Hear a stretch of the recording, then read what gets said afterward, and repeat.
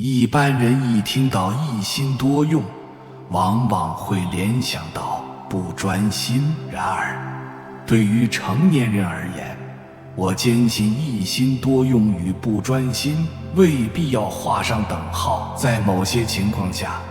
磨练一心多用的技能，反而能够节省宝贵时间，更好地完成任务，从而为我们争取到更多用于休息的空间。因此，不必因为担心不专心而直接放弃一心多用。在未成年时，确实需要培养专注力，特别是在求学期间，无论是上课还是读书，若不专心，就容易分神、过目即忘，影响学习效果。然而，长大后，一旦已经具备了专注的能力，就可以根据情况灵活运用这份专注力，同时并用于不同的事情。举例而言，在为家人准备餐食时，可能需要同时进行炖汤、煮饭、炒菜，甚至在紧急情况下接听电话。对于已经熟练掌握烹饪技能的人来说，并不觉得一心多用有多么困难，也不会感到不适。很多时候，我们都必须同时进行多项工作，因此，对一心多用这项技能，我们必须有正确的认识和相当程度的熟练，不能被传统观念中的不专心所限制，否则就真的会分心乏术而把事情搞砸。那么，什么情况下可以通过一心多用完成？哪些状况绝对不适合一心多用呢？其实，分辨的标准非常明确，只要是目标不冲突，或者同一个目标可以用不同行动来完成，这一类的事情都可以通过一心多用来完成。比如，早上准备早餐时，烹饪餐点的过程，甚至偶尔接听紧急电话，不妨一心多用，可以节省很多宝贵时间。但是，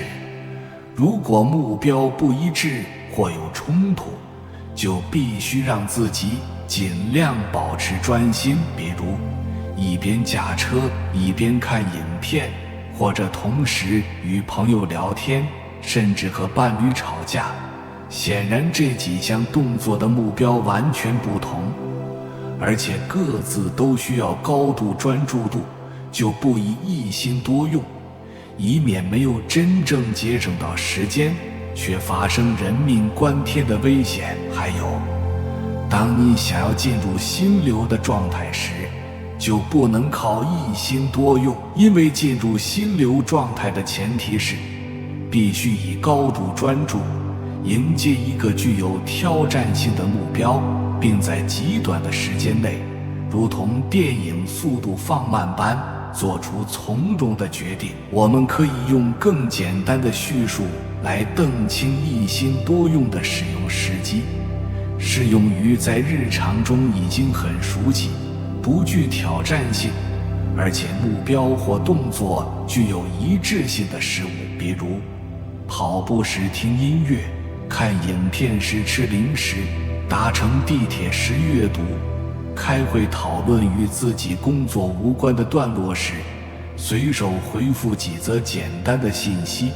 老板纯粹发泄个人情绪而对全员训话长达30分钟，但内容都与你无关。这些时候，你都可以尽情的一心多用，无需担心自己不专心，也不必有罪恶感。当你熟悉了一心多用的运作方式之后，可以进一步朝一石二鸟的方向迈进。在同一个目标系统下，通过完成一件事情而产生多重作用。例如，下班后报名参加夜跑社团，既可健身、减重、结交新朋友，一举数得之外，并因此大大减少无意识刷手机或追剧的时间浪费。如果碰到负面的事情，也可以尽量让自己一心多用，不要过度聚焦于烦恼或忧虑。有些人对于平常正面的事物保持不了多少时间的专注，但碰到负面的人生经验就可以完全锁定，并且为时甚久。习惯烦恼或忧虑的人都会非常专注于自己的损失和负面的念头，再也看不见、听不到事情还有其他面向的可能，因此深陷痛苦当中，既难以自拔，也不肯接受别人拉他一把。这时候真的要练习一心多用，转移自己的注意力，并开始动手做一些其他的事情，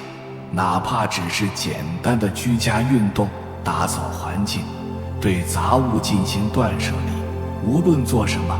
只要开始动手做，都有助于缓解压力，帮助自己度过低潮，看见人生还有其他的美好。